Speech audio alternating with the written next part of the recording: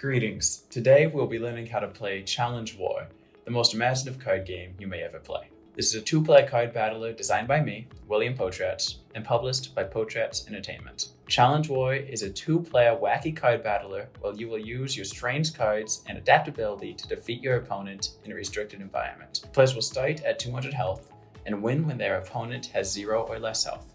Grab a pencil and paper or a calculator to keep track of your health.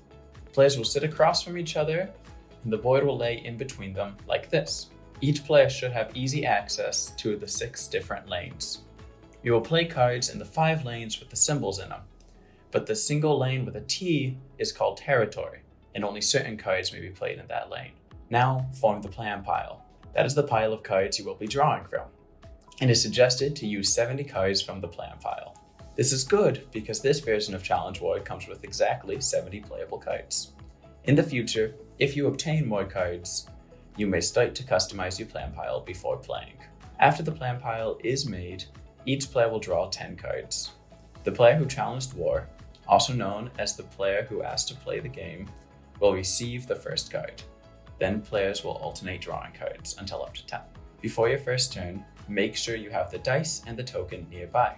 The dice will be used at the end of each turn, and the token is called the surrender token, which can be played at any time to end the game in a loss. Also make sure to leave room for your graveyard. Each player has a different graveyard.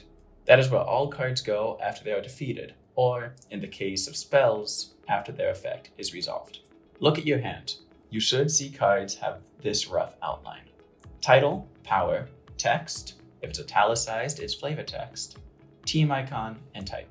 On your turn, you will play 1 card from your hand.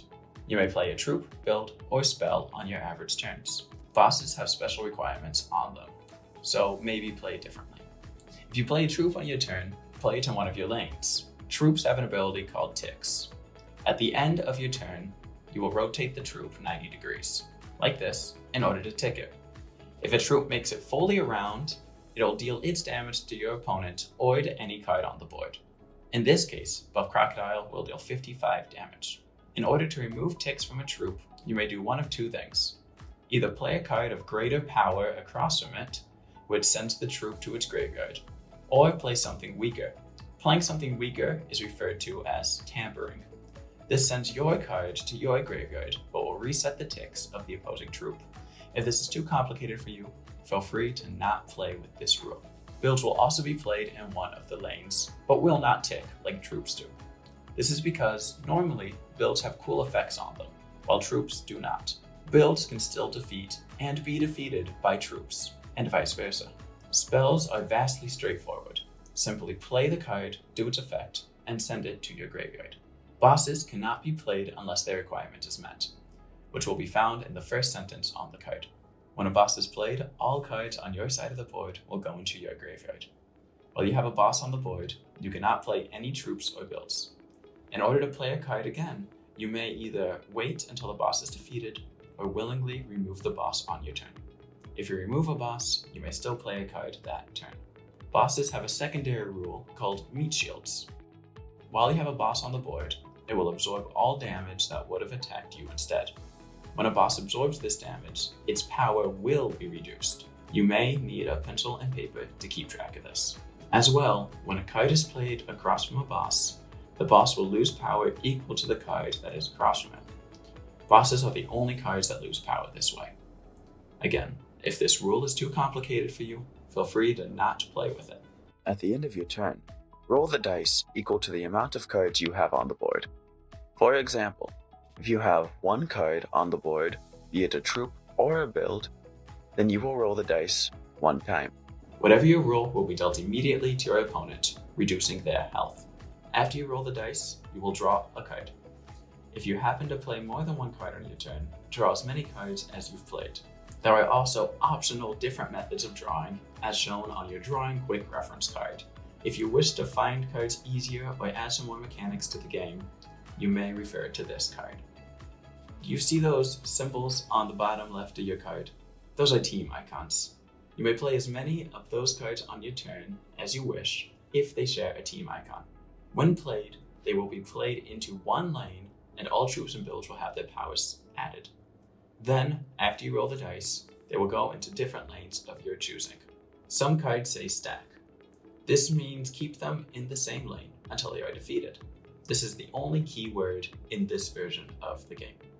If you see a card that says can be played with, then it doesn't require a sharing team icon to be played with in the same lane. Refer to bicycle. If a card says if played with, then it does. Refer to bubble man. For clear clarification, I suggest reading page 23 in the rulebook. If one of your cards says countering, you can play that card on your opponent's turn in order to nullify the effect of the card your opponent just played.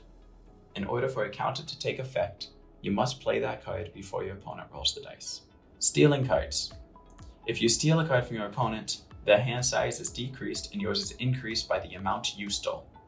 As an example, if you play Goth Girl, you will increase your hand size by 1 and your opponent will have 1 less card in their hand. Here are some battle examples. If your opponent has a G-Wraith on the board and you play Royal Guard across from it, then the G-Wraith will be defeated by the Royal Guard. But let's say your opponent has a G-Wraith on the board and you play a card like Dwayne, then both cards will be sent to their graveyard because their power is equal. The end of the game will be when one player has 0 or less health. And that is how you play Challenge War. If you have any further questions, please refer to one of the 2 written rulebooks. Or if you still have questions, feel free to email Potratz Entertainment. Thank you.